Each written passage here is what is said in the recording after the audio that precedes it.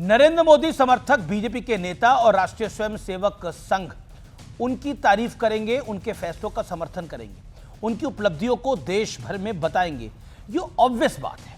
ये काम बीजेपी के लोग या फिर मोदी के समर्थक नहीं करेंगे तो क्या कांग्रेस के लोग या विपक्ष के लोग करेंगे?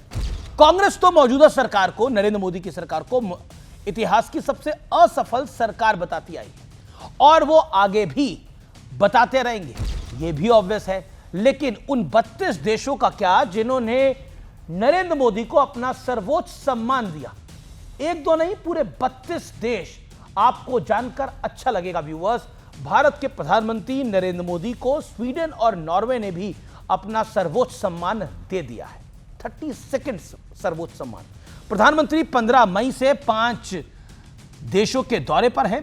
अब मान लीजिए किसी देश के राष्ट्राध्यक्ष के साथ प्रधानमंत्री मोदी की केमिस्ट्री अच्छी हो और वो उन्हें सम्मानित करे, तब भी बात समझ में आती है। लेकिन 32 देशों की सरकारें और वहां के राष्ट्राध्यक्ष यानी प्राइम मिनिस्टर या प्रेसिडेंट ने प्रधानमंत्री मोदी को इस काबिल क्यों समझा?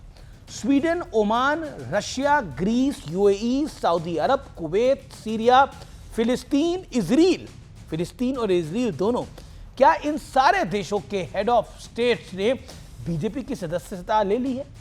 क्या ये अब स्वयं सेवक है? ऑब्वियसली नहीं। जवाब है नहीं। फिर इन 32 देशों ने हमारे प्रधानमंत्री को सम्मान क्यों दिया है? उन्हें मोदी में कुछ तो बात नजर आई होगी। उनका विजन, उनका एक्शन और उनका एडमिनिस्ट्रेशन। अगर इसमें दम ना होता तो दुनिया में उन्हें कोई ना पूछता। अगर ये सारी बातें गलत होती तो नरेंद्र मोदी का नाम भी उस लिस्ट में होता जिसमें 3 सम्मान पाने वाले पंडित नेहरू, 4 सम्मान पाने वाली इंदिरा गांधी, 2 सम्मान पाने वाले अटल बिहारी वाजपेयी, 2 सम्मान पाने वाले डॉक्टर मनमोहन सिंह और 1 सम्मान पाने वाले मोरारजी देसाई साहब का नाम है। नरेंद्र मोदी का नाम सिर्फ भारत के नहीं बल्कि पूरी दुनिया के इकलौते ऐसे नेता हैं जिन्हें एक दो नहीं बल्कि पूरे 32 देशों ने सम्मान दिया है। और इस उपलब्धि को मामूली समझना नासमझी होगी और ऑपोजिशन को भी यह समझना चाहिए, क्योंकि मोदी के बाद 25 पुरस्कार पाने वाले व्लादिमीर पुतिन का नंबर आता है और उसके बाद 18 पुरस्कार पाने वाले चाइनीज प्रेसिडेंट शी जिनपिंग का और 11 पुरस्कार पाने वाले अमेरिकी राष्ट्रपति डोनाल्ड ट्रंप आते हैं।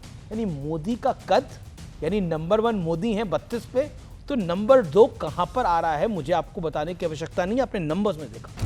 भारत में मोदी के आलोचक कह सकते हैं कि यह सम्मान नरेंद्र मोदी का नहीं, भारत के बाजार और भारत के उपभोक्ताओं का है। तो भारत के लोगों को खुश करने के लिए ये सारे देश हमारे प्रधानमंत्री को पुरस्कार बांट रहे हैं। लेकिन अगर ऐसा होता तो आज से पहले किसी और नेता को इस तरह से सम्मानित क्यों नहीं किया गया? मेरा सवाल है। हमारी आबादी तो हमेशा से ज्यादा रही है। क्या पंडित नेहरू के टाइम कम थी? चलिए, तब वक्त पुराना था।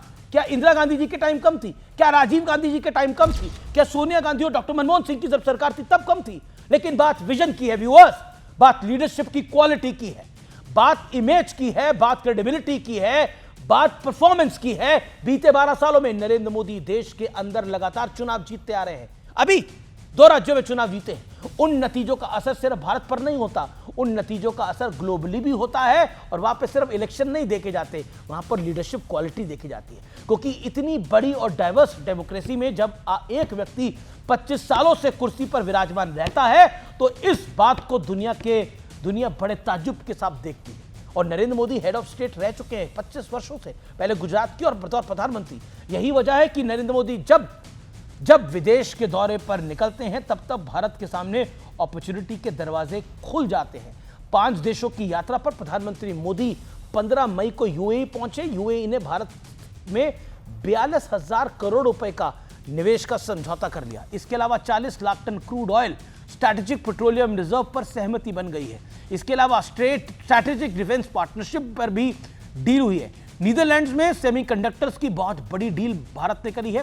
स्वीडन में 6G AI क्वांटम कंप्यूटिंग पर बात हुई है। नॉर्वे में क्लीन, ग्रीन और रिन्यूएबल एनर्जी पर फोकस रहा है। यानी मोदी जहां भी गए हैं उनका फोकस भारत के भविष्य को संवारने पर रहा है। और यही बात दुनिया को नजर भी आती है। गुडविल तभी बनती है जब गुड होता है और गुड होने का ड्रामा या दिखावा नहीं किया जा सकता, क्योंकि ऐसे दिखावे ज्यादा दिनों तक चल नहीं पाते हैं। 12 साल एक बहुत बड़ा वक्त है, लंबा वक्त है और दौर होता है। इतने दिनों तक दुनिया के फेवरेट बनकर रहना तभी संभव है जब काबिलियत हो, क्वालिटी हो। हवाबाजी और टूल किट के भरोसे ऐसा मुकाम कभी हासिल नहीं किया जा सकता। 32 देश यानी 32 कंट्रीज एंड काउंटिंग।